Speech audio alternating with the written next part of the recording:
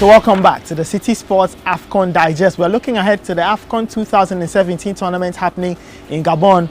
Earlier, we looked at groups A and B. We've made a little switch here. I'm the only constant in the equation. Rahman Osman joins me. Rahman, nice to have you here. We're going to look at group C and D, and people say that half of the draw possibly is where the winner is going to come from. So group C, they will be based in Oyemde's defending champions, Cote d'Ivoire, DR Congo, Morocco, and Togo. These very, very difficult teams have been put together in that particular group. Yeah, very difficult countries and have a lot of history when it comes to the Africa Cup of Nations. So like you're saying, the defending champions, Ivory Coast, will be in Group C. And that's, for me, one of the teams to look at. Now, Ivory Coast have they've gone over their golden generation. So the likes of Didier Drogba and even Yaya Toure have said goodbye to the team. Kolo Toure and co have said that Didier Zakora, I don't know if you remember him, Didier Zakora, but yes. Very mighty midfielder of his time. But those guys have gone. It's a new generation now. Now they've got Wilfred Zaha, the Crystal Palace star who is coming to play his first Africa Cup of Nations.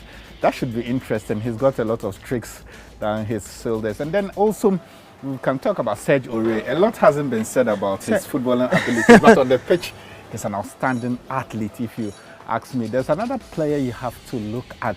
Solomon Kalou will be playing in this one, a veteran now, because he was... this could be his last AFCON. Yes, he was part of the previous generation. So it tells you one thing, the Ivory Coast have got a mix of actually experience and youthful in them. It will be interesting to see how they set up. Zaha already got his assist, and that should boost him going into the competition.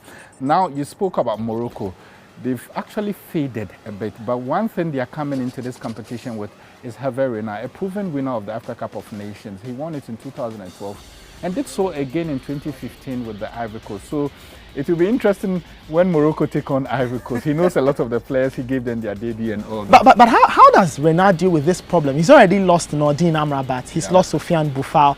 Those are two players of extreme quality going out of the team. How does he handle that? Because I'm of the opinion that the Moroccans were going to have a difficult tournament anyway, and I feel that it's now going to be slightly more difficult because Boufal and Amrabat will be absent. Yeah, if you followed Morocco's qualification, one of the key or their strength has been their defense. So yes, Amrabat very talented and very central to how they play.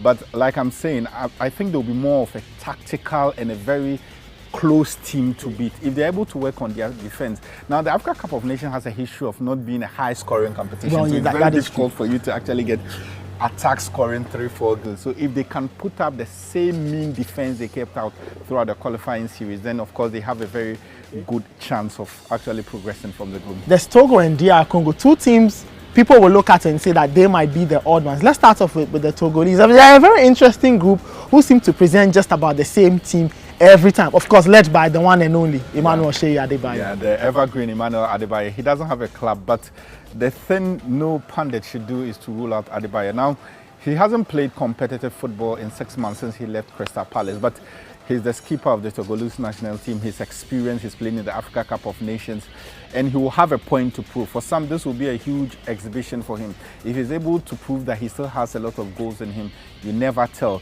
For DR Congo, it's unfortunate because they'll be missing their track star. Yannick Bolasie. He's out for a year, I think, or even more. Yeah, it could be more.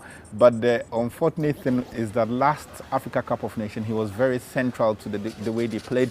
He was one of the very lively players in Equatorial Guinea. He will be a massive loss, not only to DR Congo, for the entire tournament, really. But that's it about the Africa Cup of Nations. Sometimes when players are out, it tends to be more of a collective effort. And that's what has brought teams like Togo and DR Congo this far. You can name all the big stars in the Ivory Coast, but if you do not have a very solid foundation that works hard, it's always difficult for you to actually make it out of the group. We see for DR Congo, they've got the likes of Yusuf Mulumbu and Chancel Mbemba, two players who play at the highest level in terms of English football. Chancel Mbemba is with Newcastle. He's tasted Premier League football. So we'll see, especially what Yusuf Mulumbu does for this team as Yannick Bolasie is absent. Let's head to Group D. That's Ghana's group. And everybody will look at that group with a lot more attention. There's Ghana, there's Egypt, there's Uganda, and there's Mali. The Ghanaians start off against Uganda. And Rahman, it's been a little strange for Ghana because in previous years we would have had a lot of pre-tournament games. You know, we play only one, or we've played only one so far against the Uzbekistani side.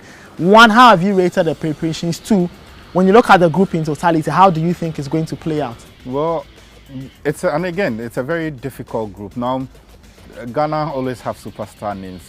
They have some of the best players on the African continent who play football at the highest level. So anytime Ghana is in the Africa Cup of Nations, they're always rated as one of the teams to go on and win it. They've had their own challenges on camping and finding a worthy opponent to play with friendly games. So that's the problem. You get the feeling that when the competition starts, it's totally a different game. Now, I look at teams like Uganda and the returning Egypt as two teams that could really spring up a surprise, and that should be interesting. I'm taking nothing away from Mali. They are no more the force they used to be in the past, in the early 2000s when they made semi-finals back-to-back. But they could they have a very good collective, exactly. and that could be a problem. Could be their strength, their collectiveness, and most of their players play in the French tier, and that's a very strong league. And I say strong, not a level of how highly rated, but I'm talking of strength in physicality. The French league is made up of a lot of physical players. Now, if you're playing in the Africa Cup of Nations, where the turfs are not like greener in Europe, you would have to be physical, and the Malians have that and that's where I think it could get to Mali. For Uganda, we've seen what they can do. I saw them play in Tamale, and they've got a wonderful Serbian coach. Now, Serbian coaches are pragmatic coaches.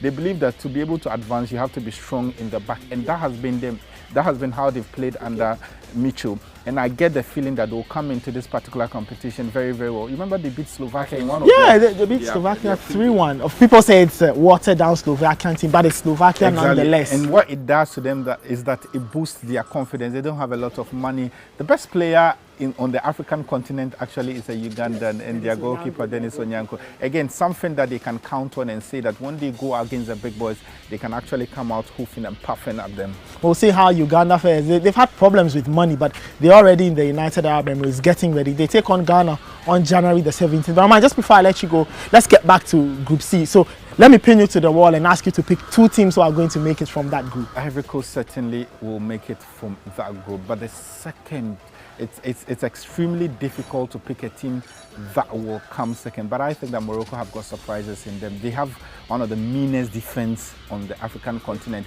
coupled with Hervé Renard, who understands what it takes to make it out of the group. I think I'll give it to them. Sorry to DR Congo. I think the loss of Yannick Bolas will be extremely huge. Okay, and for Ghana's group, which two teams are making it? Ghana will go through Egypt. Egypt are the best team on the African continent. They have been poor because they haven't qualified, and whenever they qualify with Hector Cooper in, they look a very huge force to be reckoned with. So we'll see how that group plays out. Group C and Group D, neighbors. Group C are based in Oyem. Group D are in Port-Gentil. Now remember that those two groups have a relationship, so they will be meeting each other. Winner and runner-up in one group will take on winner and runner-up in the other group. Should Ghana finish second, they will have to go to Oyem. If Ghana finishes first, they stay in Port-Gentil. So those are the interesting dynamics surrounding Group C and D. And that's how we'll wrap up Citi Sports AFCON Digests. Of course, we'll take you through the entire tournament, but we are just looking at the groups for now. You can send us your thoughts. Drop your comments in the comment section below this video. And let's see, you might get it right. We are hoping we get it right. I'm hoping Rahman gets it right. So we name him as Master of Group C and D. My name is Nathan Quao. Thank you for following our preview, but it's not the end. It's only the beginning. We have you covered all through to the 5th of February when the tournament closes in Libreville, Gabon.